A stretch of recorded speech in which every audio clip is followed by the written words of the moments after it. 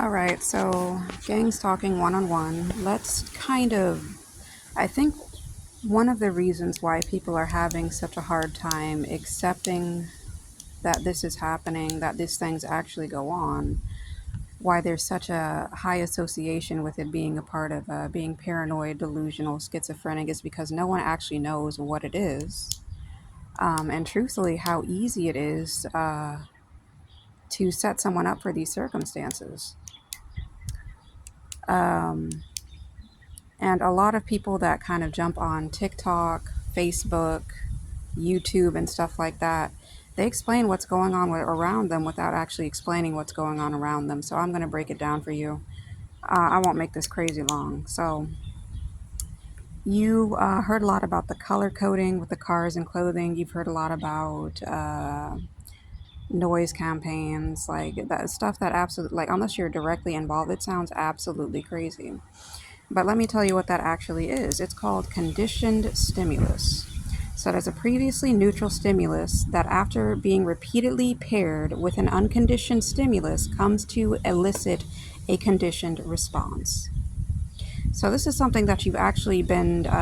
This is something that you've actually been a part of since you were probably a child. This is more or less what you would call like a subliminal message or hypnotism.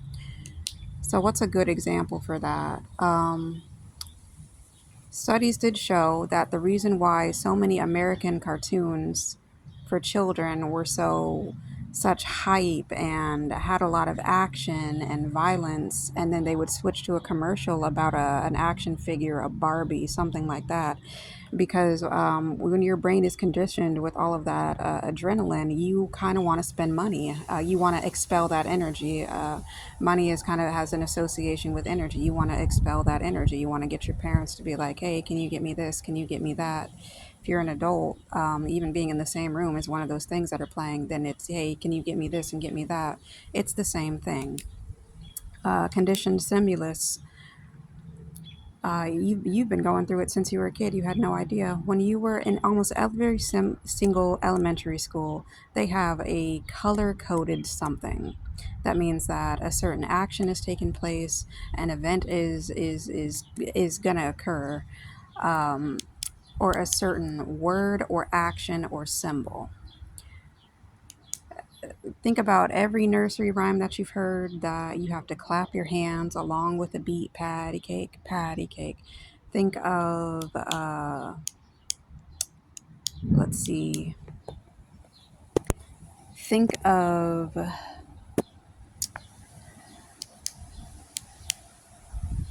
all of the holiday events that you remember. There's a pattern with that. It is so simple and easy to condition people to associate certain objects, events, colors, places, or things with certain stimuli. And then when you repeat those patterns again and again and again, eventually it becomes unconditioned stimuli. It's a stimulus that has that naturally and automatically triggers a response, like a Pavlovian reflex. So remember how with the Pavlov reflex, that dog was just smelling that food, and then its reaction was to drool, right?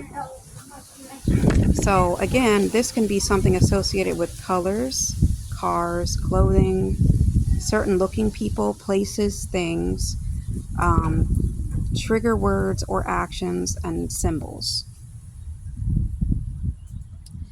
So one of the favorite things that they like to point out in these videos is that someone could have a missing headlight. You might see the same colored cars, which have their own color codes. They're associated with certain emotions. You might see, let's see, just certain things that might trigger you. For example, I went into work one day after My ex and I had broken up, and really, I don't care about my ex, but it was my son I was concerned about. I had never been away from him for an extended period of time. And then I was like basically on the verge of tears. I wasn't having a good time at work. I was very stressed out. I started breaking down and I went outside.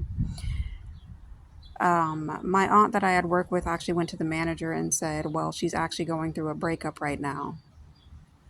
He took it upon himself to play more sad breakup music on the on the loudspeaker. And once I kind of realized, like, oh, this is someone who thinks they can manipulate my emotions, that kind of perked me up a little bit because I'm like, hell the fuck no. So I started taking those events, studying them, studying the way that I reacted to it.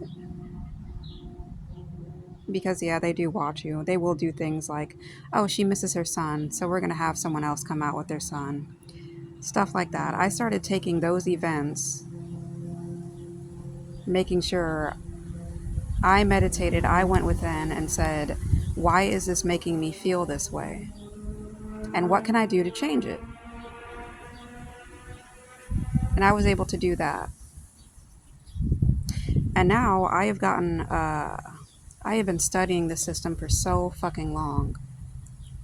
I'm able to take it, find things that trigger them, and make them associate that with me. That could be why a lot of people are pissed when I come out. We can take this entire thing and flip it on its head if you just listen, pay attention, and go within. Figure out what internally you're struggling with, conquer that, find what they're struggling with, and hold up that mirror. Do you know what I'm saying? And it's so easy. They have not been able to trigger me for a very long time. Only I could trigger me.